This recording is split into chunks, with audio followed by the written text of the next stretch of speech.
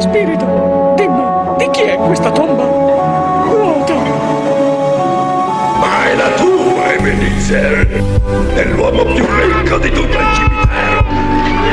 Andiamo a incontrare perché cazzo voglio, Mone. Sempre più difficile restare.